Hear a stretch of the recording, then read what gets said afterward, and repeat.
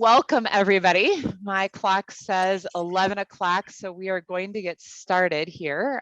My name is Amy Schenkel. I am a regional mission leader with Resonate Global Mission, which is the CRC mission agency. I am here in Grand Rapids, Michigan. This is the region that I serve. And today I am guest hosting this Church Now conversation on behalf of Larry Dornbos, who's the Director of Vibrant Congregations. He wasn't sure about his internet capability while he was on the road today, so he asked me to host on his behalf. It is so good to have you with us for another season of Church Now conversations. If you're with us at all last season, you know that these are really helpful conversations. They're very timely for the things that we're experiencing right now as congregational leaders. And there's another season of these conversations coming up. We're so glad to the sponsors of these conversations, which include Vibrant Congregations, Center for Church Renewal, the Luminex Group, Resonate Global Mission, Pastor Church Resources, and CRC Church Multiplication. So thank you so much to those of you who make this possible. Today, we are going to be hearing from Susan Beaumont, who is the author of How to Lead When You Don't Know Where You're Going, Leading in a Liminal Season. And before we talk with Susan and hear from her, I would like to note that we have an opportunity. If you don't already have a copy of this book, if you haven't read it yet, the first 25 people to sign up in the chat, and Daniel will put in the chat what information he needs from you. The first 25 people to sign up will receive a free copy of this book, as well as an opportunity for a conversation after this to be able to talk further together about what we hear today and about what you find in that book. So I encourage you to sign up for that if you're able to. If you're just joining us, I encourage you to mute your mic so that we can hear Susan clearly as she speaks. Susan is a consultant, a coach, and a spiritual director. One thing I appreciate about Susan is that she has both an MBA and an MDiv. So when she comes to this idea of what it looks like to manage and to lead an institution, she does so not just with a business mindset, which is helpful in understanding context and how organizations work, but also with a concern about the soul of an institution and the souls of the people in that institution. And so as she talks with us today about what it's like to live in this liminal space and to lead in this liminal space, she does that with wonderful credentials and expertise that she gets to share with us. Before I invite her to take the screen, I would like to note that something about this liminal season. On page 10 of her book, she says that a liminal season is beginning with an ending. Entry into a liminal state always begins with the collapse of order. Something comes to an end, an identity, a program, a structure, or a process. And to help us to begin to think about what the season is like that we are in, I invite you to go to the chat now and answer this question. In your context, what is no longer possible? What have you seen end in your own context? What is no longer possible? We'll give you a minute to answer that in the chat.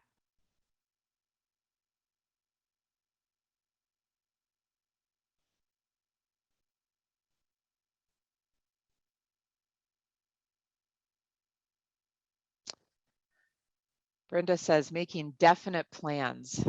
I think we all agree with that, right? Church as usual, and maybe George means church the way it used to be. Yeah.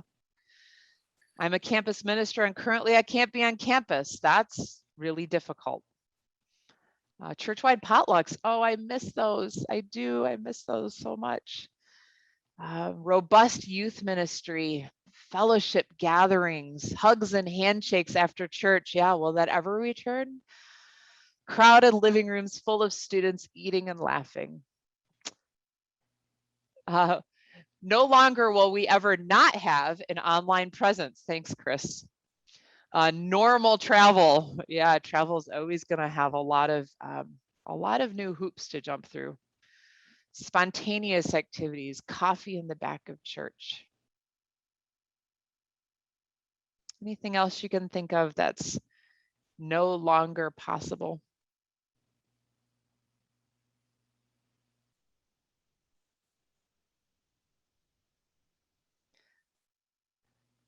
When I see this list and when you see this list, I'm sure there's lament, there's grieving. And that's how we enter, I think, into this liminal season and this liminal space. So Susan, we are so glad you're with us today to help us figure out how we navigate that in our own congregations, our own settings. Thank you so much. I'll hand it over to you. Thank you, Amy, for your gracious gathering us together. And thanks to all of you for allowing me to be with you today, for taking the time to participate in this important conversation. I just have to say, as a side note, as I'm glancing through the screen and looking at all of these names on the screen, it makes me feel like I'm home because half of my bloodline is Dutch. And so just seeing a lot of Dutch names just feels very heartwarming to me. So so thanks again for being here. I'm going to go ahead and share my screen. And Amy, can you just verify that that screen is up? Yes, okay. I'm going to jump right into content so that we have plenty of time for me to teach you some key concepts that I came prepared to talk about today, and also allow you time for questions and hopefully some answers at the end. I would just invite you, as I'm talking for the next 25 minutes or so, if you've got questions that are emerging in your mind, would you go ahead and put those in the chat? Maybe put a Q before what you're writing so we know it's not just a comment, but a question that you have, so that when we get to that Q&A portion, you don't forget some of the things that emerge from you. So I want to talk with you today about what it really means to provide leadership in one of these liminal seasons. And I want to begin with this small jewel of a poem, really, from Christine McDougall, because I think it captures the essence of what liminal, that word, means. It's the space between, neither this nor that, ripe, potent, uncertain, shaky, a dawning, a dusking, the imminent threshold, emerging. Crossing to what? Slow down. The moment is calling you to pay exquisite attention. And really what we're talking about here today is, how do you as leaders stop to pay exquisite attention in a season that feels pressured, right? In a season where there is chaos all around you. How do you settle your spirit and your leadership presence enough to truly be attending to the thing that wants to emerge right in front of you, that new future that's presenting itself, the ways in which the divine spirit is pulling and yanking us into our very own future? As Amy has already indicated, the concepts I'll be talking about today are from my book, How to Lead When You Don't Know Where You're Going. And we're really only going to get to do a very introductory overview of the topic, but there's lots more in the book for you to refer to.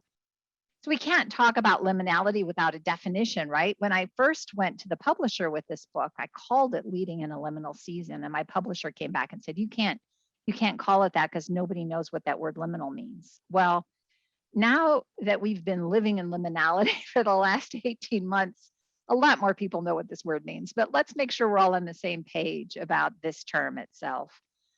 When I use this term, I'm referring to a quality of ambiguity, that sense of disorientation that we have when we find ourselves in transitional spaces, when we as individuals or as groups of people are stuck betwixt in between. Something that has ended and a new thing that is not yet ready to begin. We are neither here nor there. People are asking all the time, well, how do we operate in the new normal? And I just have to kind of take a deep breath, take a step back and say, we're not in this new normal yet. We're in the in-between times. And I don't think we have any clarity on when a new normal will emerge. And I think that for many of us, our deep exhaustion and our frustration right now comes from the fact that we thought this fall would be our new normal, and we are not here. And there's grief and exhaustion in that. And to the extent that we can let go of the expectations we have that the new normal will be presenting itself soon, I think the better we can lead in a season like this one. But we'll talk more about that later. The Franciscan priest and author Richard Rohr writes a lot about liminality, and he says it's that space that human beings hate to occupy, where the biblical God is continually taking us. And I love that imagery because really our entire Christian heritage, our biblical heritage, is rooted in liminality.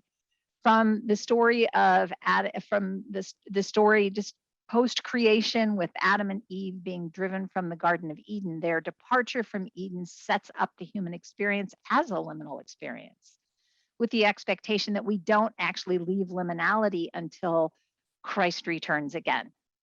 And every one of our great biblical stories is a story about a hero or a heroine who finds themselves in liminal space and is transformed by that encounter. So Abraham and Sarah leaving the homeland and journeying forth to find a promised land. Noah in the ark, that's a liminal experience. Joseph in the pit and then in prison. Jonah in the belly of the whale.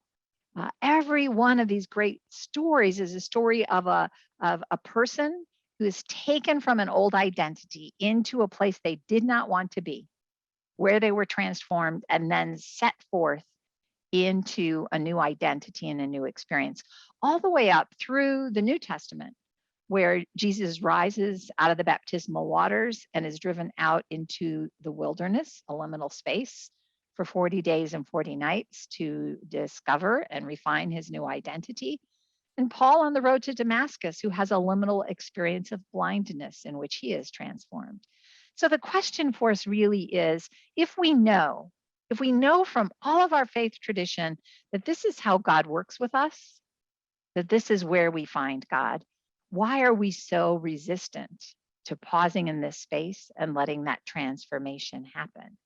Why are we so panicked to either move back to something that felt like the old normal or to rush ahead to what feels like the new normal? What we know about liminality, whenever it appears, is that it always has a three-part structure to it, that there is an experience of separation or ending. Every new beginning stands on the shoulders of an ending. There's a period in time that comes to an end. This liminal period where we feel like this trapeze artist suspended in midair, stuck between having let go but not having caught yet. And there's actually an exhilaration there. It feels like flying, but also a terror. What if I'm not caught? What if this is just a free fall? Before we enter into a period of reassimilation where we begin to pay attention to emergence, the emergence of a next chapter. We can find liminality in all kinds of different places and contexts. When we send our children away to camp or on a mission trip, we are intentionally setting up a liminal experience for them. We are taking them out of their everyday context, an identity that has been formed by a culture that we want them to stop and pay attention to who they are. So we take them out of that. We put them in a context that doesn't have any of the same normative features that their everyday life has.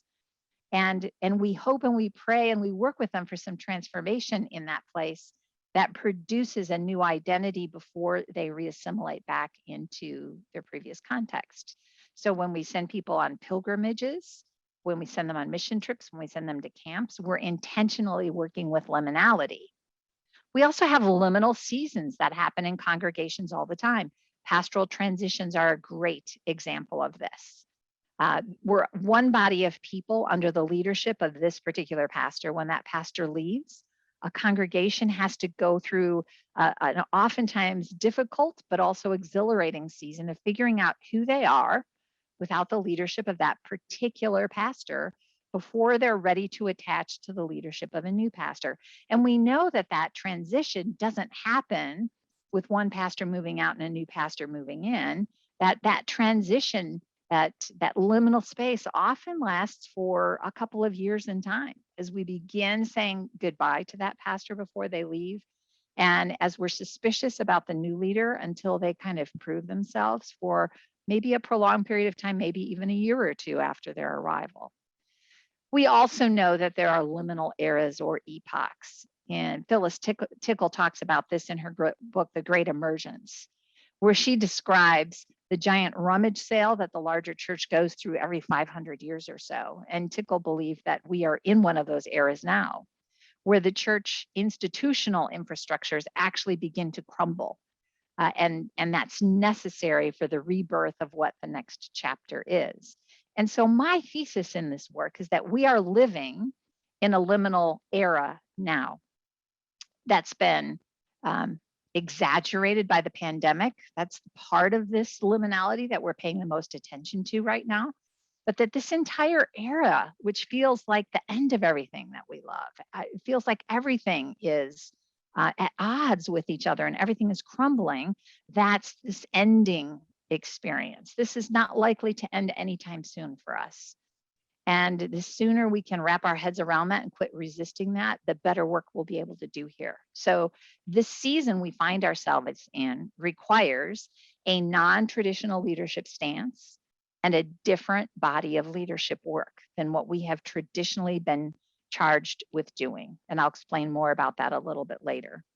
It's important that one of the things that we pay attention to is that every institutional structure has a liminal tolerance level, whether it's a local congregation and its infrastructure of how it makes decisions and chooses its leadership, how it resolves its conflict and how it makes decisions together, or whether it's a denominational body. Every institution has a capacity, a threshold of liminality that it can tolerate beyond which it cannot hold. Now, what does that mean? Well, if we take the pandemic experience, which has been disruptive to all of us, hugely disruptive, that in and of itself is a huge liminal factor for most of us. But many of our organizations can stand against that. We've had to figure out new ways of being, but the infrastructure of who we are as a congregation is holding together more or less, right?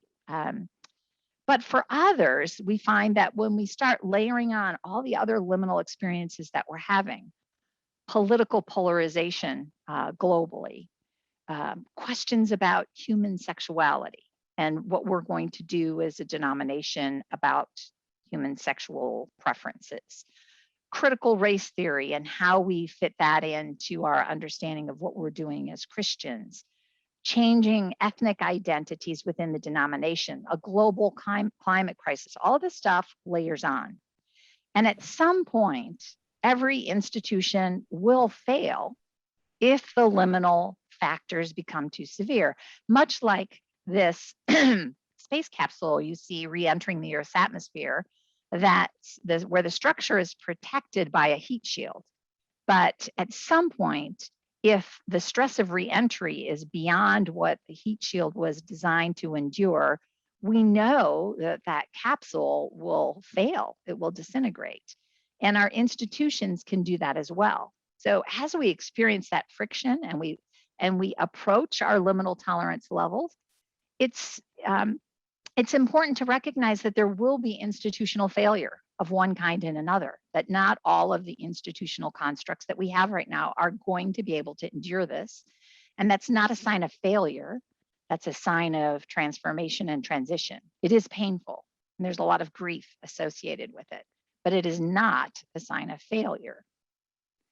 So many of you may ask, well, gosh, it feels like we're just talking about change management on steroids. Isn't that what this is? No, this is fundamentally different. Because for all the years that we've been talking about basic change management, we're usually talking about knowing that we're at point A, this is where we stand, and we can describe where we want to get to. Here's the ideal vision of how we see ourselves in the future.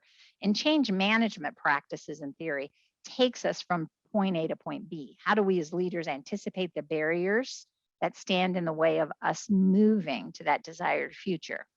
The difference with liminality is that we often don't know where we are, We can't really describe the ground on which we stand with any clarity. Just think back to the early days of the pandemic when we made all those bold proclamations about how long we'd be closed for and when we were reopening. And then do you remember the point in time when we gave up doing that? Because it changed every day. You could make a statement and say, as of this point in time, we're going to do this, and then realize I can't make a claim about that because I thought we were here, but we're not really here, right? So we don't know where we stand. And actually, we cannot describe the future vision of where we want to get. We have some idealized values and versions of what a preferred future might look like. But so far, the absence of an emergent theme means that we cannot negotiate our way from point A to point B. And yet, people need us to continue leading. We have to give people meaningful work to do in this season and a meaningful way to belong.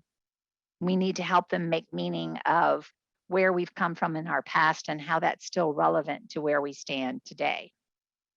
And that's the challenge of leading in a liminal season.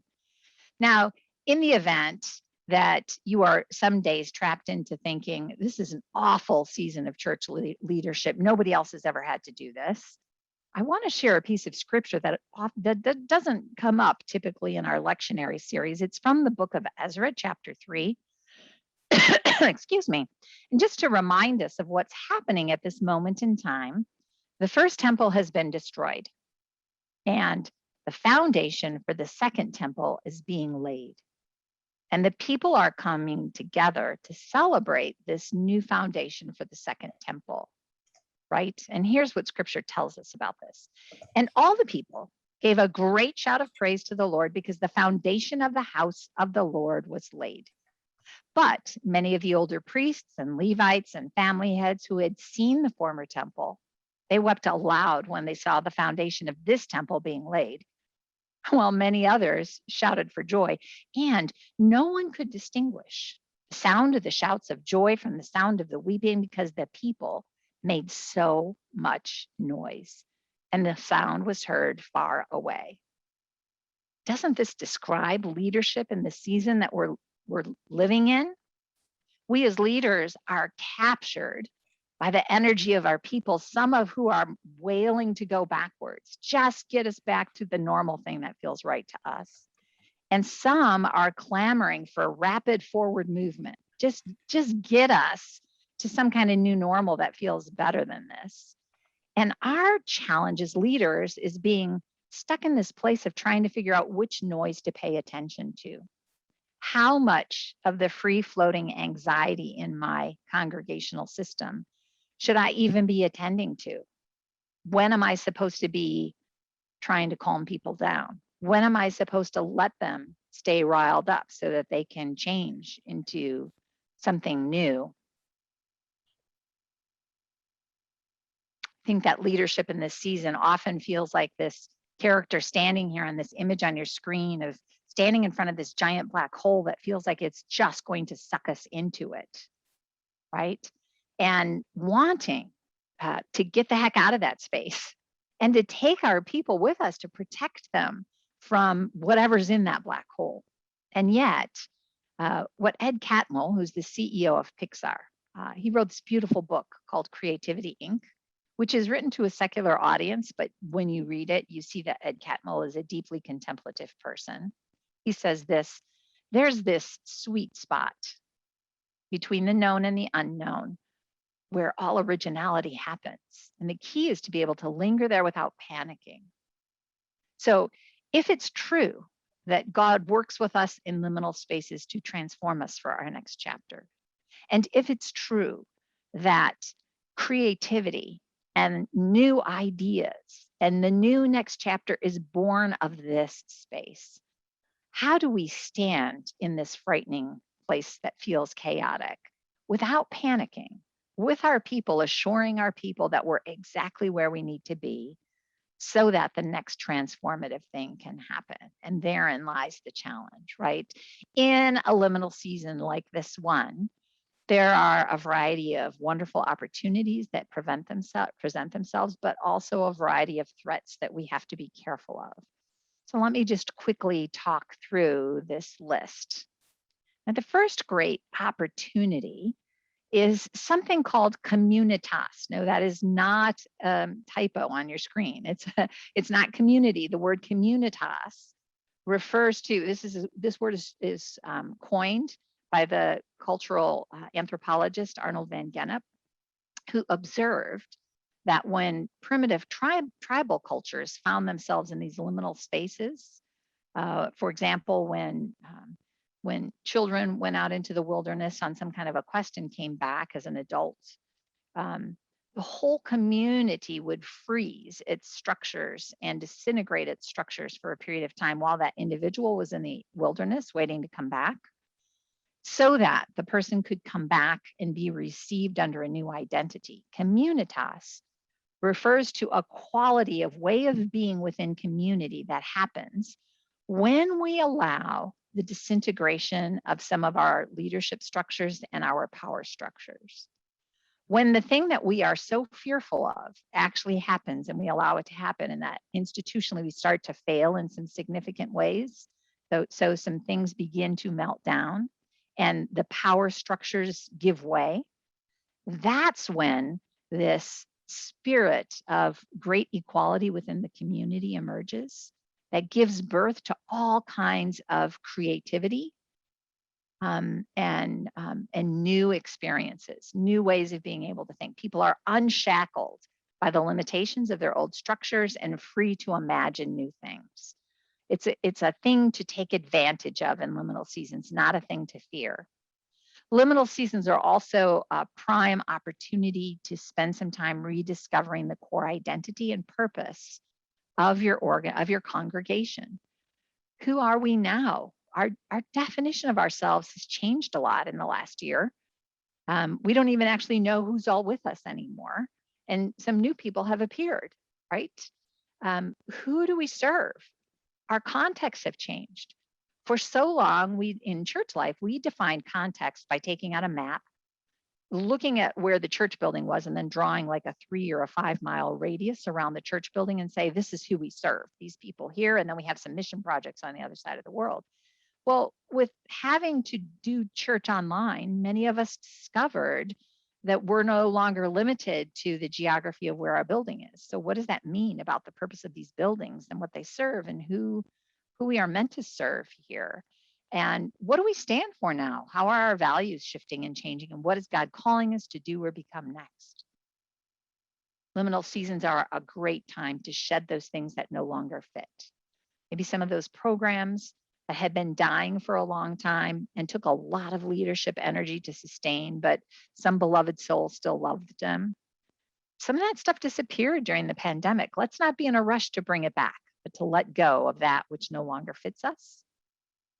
A liminal season is a great time to work on deepening our capacity as leaders for group discernment, to pay attention to divine movement, how the soul of the institution is connecting with the soul of the leader and the soul of the people. Many of us default in our Western way of thinking to group decision making over group discernment. We've lost big parts of our own traditions around that. But there are threats that come with a liminal season, the biggest of which is the anxiety that rises within us, right? You may have noticed, I've certainly noticed in my consulting work, that when anxiety arises in groups of people, they tend to behave badly. And so much of a leader's energy has to go into dealing with the anxiety, that the real work of leadership we want to do, helping people adapt to a new environment, we can never get to because we keep focusing on people's anxiety.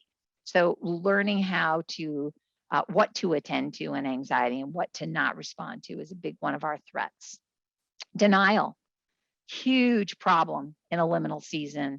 And denial looks like two different things. There are those that want to just power through this season as if nothing has really changed. And they don't want to enter into the process of grief that endings requires. They don't want to acknowledge that some things have fundamentally changed.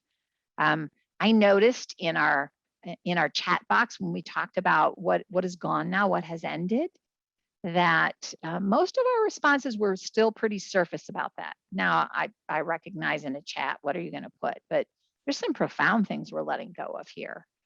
Some profound things related to running programs that people come to in church buildings. I think there's something fundamentally that's shifting about that. And we don't even know how to talk about what it is yet. But we have to let go of that attractional model of we run programs, people come, and that's how the church thrives. And that's what the church is.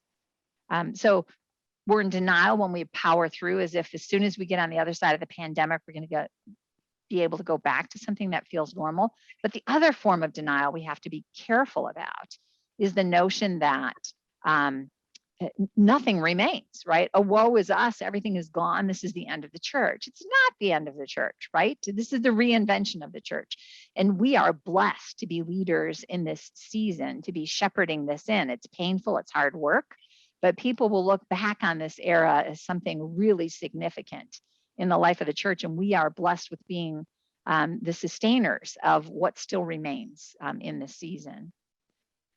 A final thing to really pay attention to in the threats in a season like this one is the notion that power dynamics within our structures are changing. Some of our core people are stepping back because they're exhausted or because of what's happening in their personal lives no longer allows them to provide leadership in the church. And we've got new people who are stepping in, who are enlivened by a season like this one. That's both exhilarating, but also a threat, because when we have changes in power dynamics, we're never quite sure of whether the new blood stepping in has fully mastered what this organization is about and whether they're going to be safe leaders for a new era. Which takes me to really the final threat I want to talk about, which is something that researchers point to again and again, that in liminal seasons like this one, there are characters that emerge that are known as the tricksters. Now, I'm using the language of trickster as designed by Van Gennep in his research work. I know that in Native American cultures and in African American lore, tricksters are kind of magical creatures who outsmart and outwit systems. That's not the way I'm using this definition. Trickster, in the way I'm talking about it, are leaders who appear to be very charismatic that people are attracted to, who perhaps were hanging on the sides of the organization or the institution, who step in during the liminality because they have a great deal of charisma and they offer what feels comforting to people, a new idea, a return to the past, a return to some values that people embraced from a prior time. But the problem with an authentic trickster is that they feed on chaos and they are not capable of living well in community. So they continually sow discord and dissonance. And when one of these tricksters is allowed to come into the center of our institutional structures and begin reorganizing, it's mayhem. And a lot of our energy goes into dealing with the trickster rather than dealing with the adaptive work we need to do to prepare ourselves for a new chapter.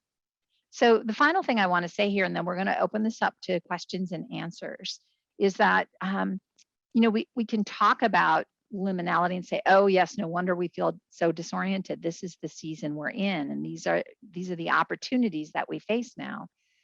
The really important thing, and what I write about in the book, is that there is a different kind of leadership stance that's required for a season like this one. That our old models of what effective leadership looks like, models that value things like people who are good problem solvers, who know lots of things, who carry a lot of expertise, who can advocate for right solutions and strive to overcome all the obstacles and just pull people along with them. That model of leadership doesn't work well in a liminal season.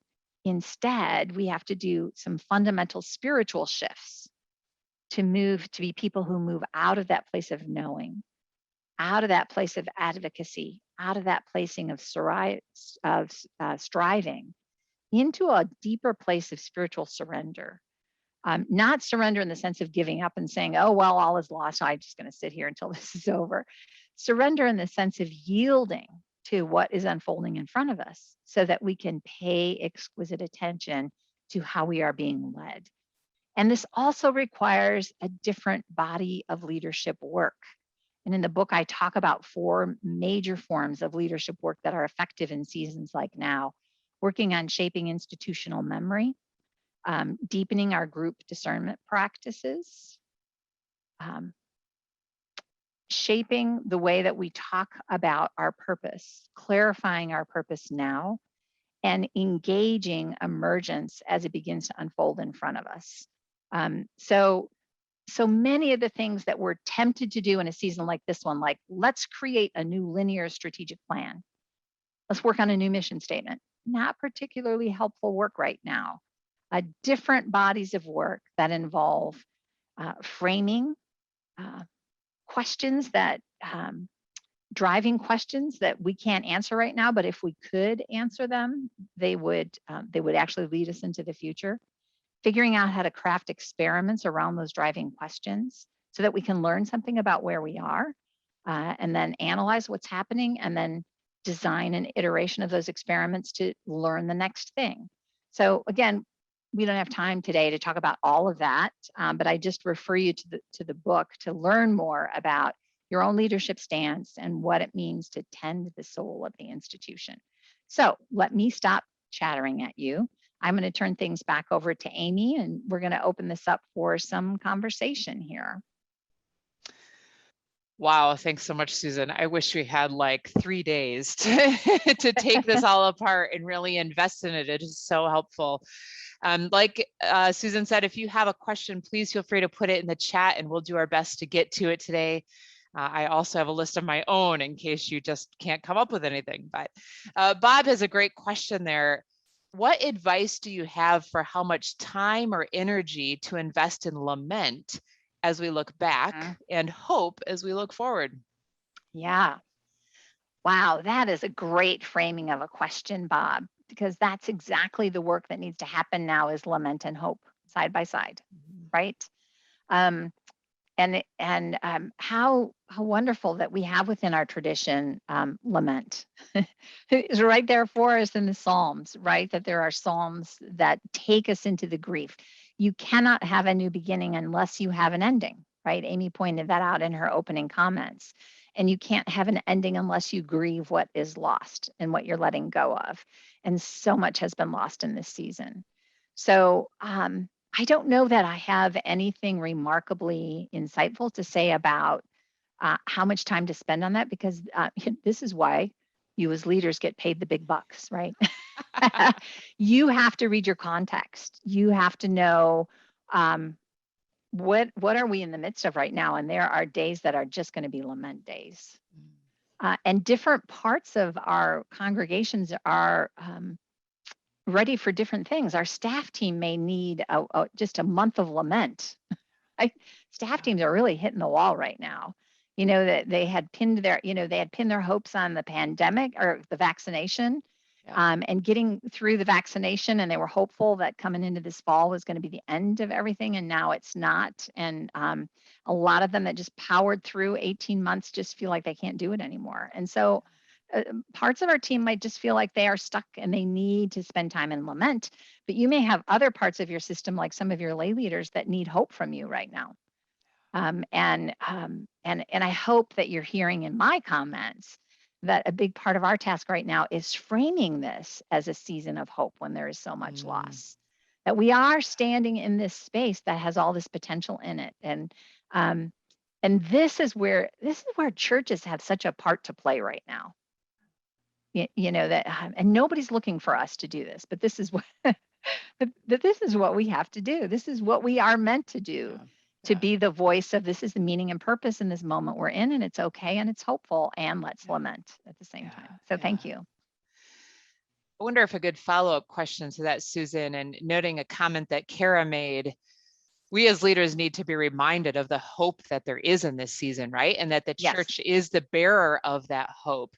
Yes. But in the meantime, how do leaders, and I'm especially thinking of pastors right now, but how do they keep from just getting burned out, trying to hold that all in this season? Well, I know this sounds kind of trite, and we always talk about this all the time, but your own spiritual practice is critical right now. Too many of us, I think, have been co-opted by that striving mentality that I talked about before. about that need to lead hard and overcome, like the notion that I'm holding this all together on behalf of my staff, on behalf of my board, on behalf of my people. I'm the only one holding this all together. If you're feeling like that, you are in striving mode. And that striving mode comes out of your false self. That's your ego self that needs to be in that striving mode, right? The true self that Thomas Merton wrote about, that Richard Rohr writes about, our true self is grounded in a more surrendering stance of saying, you know what, there isn't a whole lot that I can do to overcome. There's nothing I can do personally to change the political divide. I mean, I can make differences in my context and in the way I handle it, but I don't have a magic button to turn that off. There's nothing that I can do to resolve questions about human sexuality, about racial tension and racial reconciliation. There's not much I can do individually about a climate crisis, right? So the more that I as a leader can just surrender into, okay, we are in this period of disintegration around all these things. And if I surrender to that and don't feel like I have to overcome it, then my spirit gets freed up to be able to see what's possible now. What is my, in the book I talk about is the proximate purpose. What is the next right thing to do, the next right step to take that will make a meaningful difference right now with these people in this context? And how do I stand with my people and say in response to their anxiety, I don't know where this is going. I don't have any answers, but we're going to be okay here together. That's the leadership stance. And I think that's how we communicate our hope.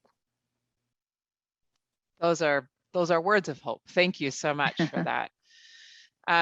Paul Yu has a question, and I happen to know Paul works with us at Resonate, and especially in Asian contexts around the world. And he says, as I've lived in the West in the last 4 decades, I observe that people love or cling to the concept of certainty as we daily use this expression, making sure. In this liminal period, life is all about uncertainty. How can we as leaders help ourselves and our congregations to embrace uncertainty? And that feels very countercultural. Yeah, wow, these are great observations. I love the reference to really the divide between the West and the East in the church took us in very different directions in how we deal with our own institutional structures. Okay. And the church in the East clung to its practices of discernment and kept those in ways that we in the West did not. Right. So, our Western way of being was founded in the Roman rule of law. So that when we talk about, one of the ways we get to that certainty piece is in how we go about making our decisions. We kind of start with this assumption, even when we in the church, even when we use the word discernment, usually what we mean when we say that is, let's think slowly about it. Let's decide slowly. Let's take our best, most knowledgeable decision makers and let them think carefully about it. And that's discernment. And we'll throw in a prayer on the side, right? As opposed to saying, in this season, and this is how we break the certainty thing, because that all reinforces that certainty mindset. Like, we have control over the situation. We are in control of the problems we face, and we can solve them, right? But we have to let go of that. Go back into our own tradition around discernment, which is saying, how can we pay attention to what the undercurrent of what God is doing here in the midst of this, and how can we join our efforts with that? And when we make that shift in our thinking about what it is we're trying to do institutionally, and we let go of some of those old mindsets and kind of embrace I'm going to use the word mystical, but if that makes some of you uncomfortable, you decide what word I should be using here. But stepping more into the being side of our tradition that says there is a way of becoming still so we can be attentive to the movement of God's Spirit in a place and attend to what's wanting to emerge next. I talk about it in the book as connecting the soul of the leader and the soul of the with the soul of the institution. But I think all of that work is how we let go of the certainty of and that strong desire we all have to return to something that feels certain. I really appreciate that. One of the things I've noticed recently is that a lot of the denominational resources that are coming out from, we have in the CRC a denominational plan, Our Journey 2025 it's called, or even some of the curriculum that's coming out from Faith Alive or from Resonate. So much of that has a greater emphasis on discernment than ever before, and taking time to sit and to listen and to be quiet and to dwell. And I've noticed in my own work that's been really important the last couple of years. Like creating that space for silence is just as an important part of the work. And maybe I should have been doing that more before, right? But we probably should have been, right? It's been such a crucial part of getting through this space now. Well, and in my work, I make the distinction between silence is kind of like the condition that we create around us, right? The lack of noise around us. But really, to embrace discernment, we have to get to the place of spiritual stillness, which is that internal condition that silence helps us get to stillness. But you all know you can be in a silent environment and your own brain can be talking at you so fast that there's nothing still about your inner spirit, right? So true. Yeah. So this is where we have to get back to whatever our own practices are that allow us to get to a place of stillness, to be able to do that deep attending. And they say in the book, the church has replaced discernment with rational decision making. Yes. And I feel like leaders have had to make so many rational decisions in the last 18 months that we never thought we'd have to make. And how have we approached that? Have we approached it with a sense of anxiety? Like we have to decide if people are going to have to wear masks on Sunday or not. Or have we been able to do that out of a place of spiritual practice and spiritual stillness, like you say? Well, and I find, I call myself a practical contemplative, right? So, I know that there are some people, like some traditions, like the Quaker tradition, they embrace in discernment around everything, and they just won't take a step forward until there is a consensus about what the discernment is, which is beautiful in its own right. Like most of the denominations I work with, we live in a world in which we cannot discern indefinitely. We have to decide, are we wearing masks or are we not? Right? Yep. But we can find richer ways of creating periods of discernment and noticing or marking at the beginning of the process of saying, this is the moment at which we will come out of discernment. And if we're not at consensus, we will then decide. And we'll go back to using voting and Robert's Rules of Order and whatever we need to do, because we need a church budget by this day. Right? But wouldn't it be lovely to have several months of discernment, leading up to that, to say, how are we being led to structure our budget? And most of us are engaged in these practices, again, where we're doing all rational decision making, and we either open or close with a devotional, and then we say we're doing discernment, and we're not. Yeah, that's a good word. Dave has a question about the soul of its institution, and I think these spiritual practices get to that. What do you see as significant ways that institutional souls get toxified or enlivened? Yeah, wow, that's a complex and brilliant question. So, first of all, I would have to define what I mean when I say the soul of the institution, because I think we probably all mean slightly different things by that. For me, it's the divine essence, the something more within the institution that knows who it is or what it is. Right? It's the true self of the institution that runs deeper than the current. The voice of the gathered current leadership body. It has a history. It's grounded in a time and a place. So it's not like Holy Spirit movement. It lives, it dwells in this place, right?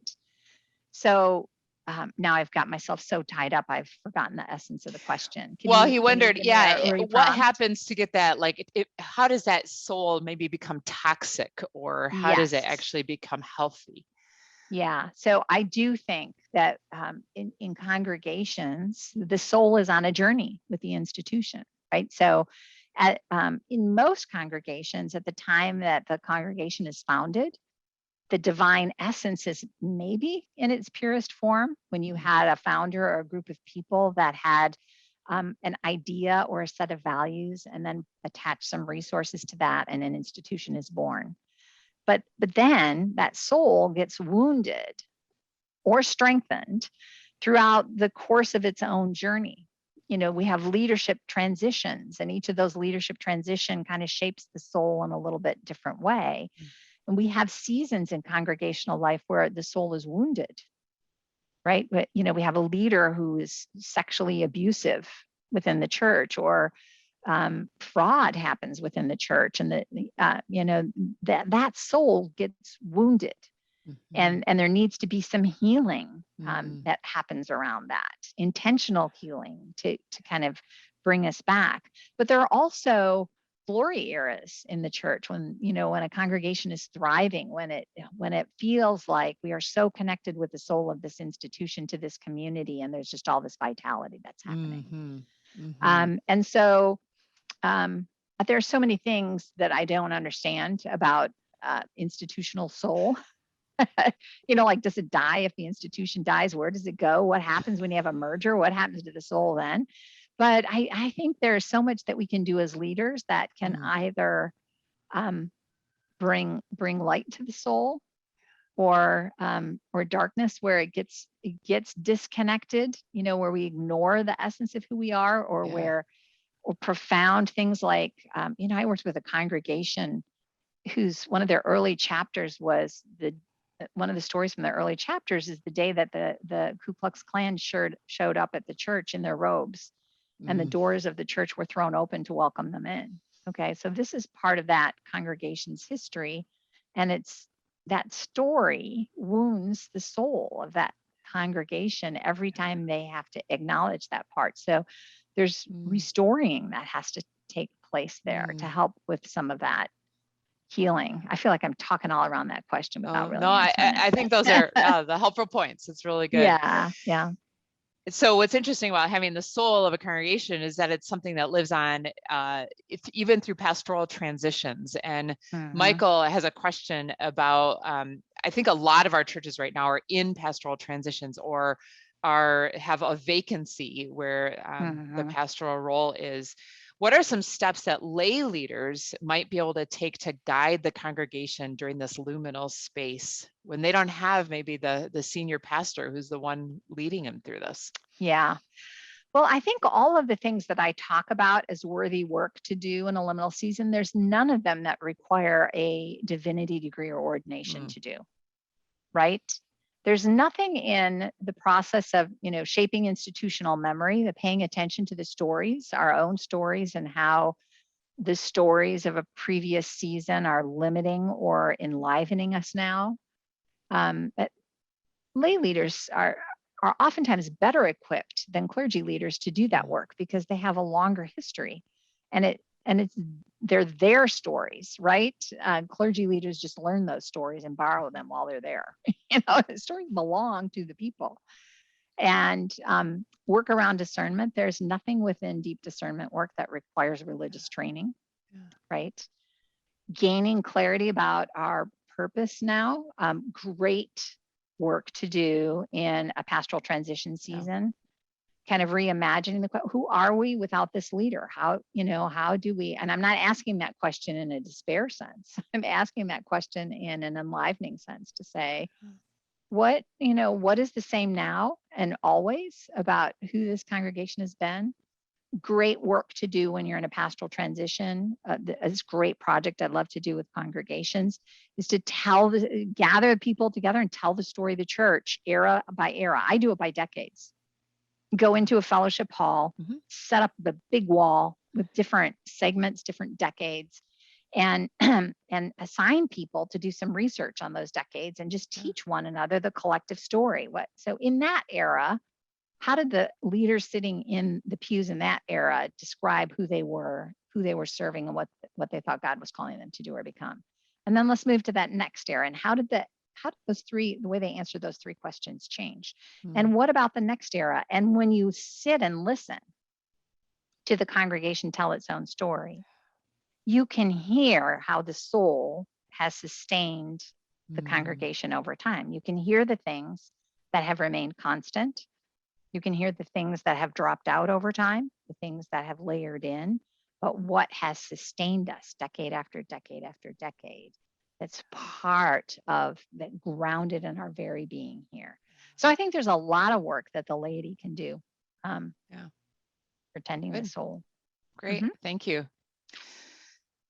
Kara has a question here, and I will read it and insert a little comment here. I've heard liminal associated with the pandemic, like COVID gives us a chance to re-envision ministry. I appreciate how Susan suggests with Phyllis Tickle that the church is in more broadly a liminal era, not only due to COVID, but also related to questions of sexuality and racism and climate change. And from a Resonate perspective, I also want to highlight the comment that you said that the church is just changing in relation to its context, right? That the church, the space of the church, the role of the church in its community is changing significantly, and that requires different behaviors from us.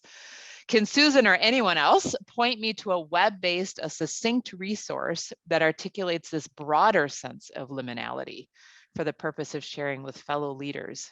Are there other things you would point to, Susan, that would help us kind of bring this concept maybe to council rooms or at decision-making tables? Yeah, that's nothing is popping to mind quickly in terms of an easy resource to move to. Phyllis Tickle's book, obviously. I think Diana Butler Bass, a lot of her writing reinforces kind of this liminal space kind of stuff in the way she talks about church history. So there might be something there. I imagine there's a lot more people on the call where something is on this Zoom platform that something is coming to mind. So I'd encourage people to go ahead and put that. But in that larger comment, I think what I really want to lift up here is the notion, as soon as we can get through our heads that for a lot of the people on in this meeting right here, we are going to end our ministries in liminality. Wow. Just get your head around that. Right? So if what you're hoping to do as you think about your vocation and how you envision your vocation unfolding, I think the panic for a lot of us, a lot of people right now, my colleagues are saying, I couldn't retire like this. I want a nice bow to wrap up my last chapter, right? I want to leave a church and that I showed growth. And I accomplished these things and I leave these things tied up. We have to get rid of some of those ideas to say, we are here as shepherds in this era, and there's going to be some painful work. And it's probably only the much younger people on this call, I think, that will have the gift of seeing, the promised land. Moses didn't get to go in, right? Right. And yet we consider Moses one of our greatest faith leaders. But he has very little to show in the way of metrics and accomplishment about what he did. Right? Entirely what he did was help a body of people reshape their identity over a long period of wilderness wandering. That's what we're here to do right now. Wow. To be those wilderness pastors here in this season. And we're not going to be able to wrap it all up with lovely metrics that show I grew the church by 10% and I baptized this many new people. And I'm not saying that growth is not important. I think it's important to pay attention to those things. But when our whole identity is wrapped up in that stuff, then we're investing again in that false self-leadership, because God doesn't really care about any of those markers the way we do. Wow, that comment that the pastors on this call will probably finish their career in this space kind of took my breath away. I don't think they told me that in seminary. So well, you're younger, Amy. That might not apply to you. Maybe. I'm speaking more out of my age range, get out of this notion that if we can just wrap up this pandemic, then I can be back to something that feels productive again. That's huge. Listen to all those other things that are in liminality. Yeah. Political polarization, climate crisis, racial reckoning. None of that stuff is ending anytime soon. Well, there are a few resources that people are mentioning in the chat. Maybe they're helpful. I can also mention that this particular podcast or webinar, whatever this is being recorded. And as soon as it goes through the editing process, they will post that on the Vibrant Congregations website. Often Larry sends out a Vibrant Congregations newsletter and lets you know when that's available, or you can just keep checking that website for that. Because I'm from Resonate Global Mission, I can also say that there is a workshop we offer, and it's an online workshop, and it's called The World Has Changed, and it's kind of looking at all the different ways that our context has changed. that's affecting the church today. So you can go to the Resonate Global Mission website to look for more information about that. Thank you so much, Susan, for joining us today. This has been such a gift and given us so much to think about. I know for myself, I have a staff retreat coming up for a day, and I think what you've said here and shared is kind of reformulating some of the conversations that we'll have. So I hope that's true for others on this call as well. I want to mention that in October, there will be another Church Now conversation, and that is on the book, The Great Sex Rescue. And I don't know very much about that at all, but I wanted to mention it and invite you back for that conversation as well. I'd like to pray us out, if I may. Lord, you have given us each a calling, whether we're a lay leader, a pastor, a church staff member, a denominational leader. You have called us to be present even in this space, in this season. And Lord, you promise that you will provide us with the resources that we need to do the work that you're calling us to do. And so, Lord, we pray that you will open our eyes to those resources. You'll open our eyes to where your Spirit is already at work among us. And you will give us the spiritual practices to be still and to see and observe where those places are that you're calling us to join you. Lord, help us to be non-anxious people as we put our trust and our hope and our faith in you. And lead us well. We pray for a blessing on our churches and on these leaders. In Jesus' name we pray. Amen. Thank you again, Susan, and thanks to everybody that has joined us today. God's peace to you.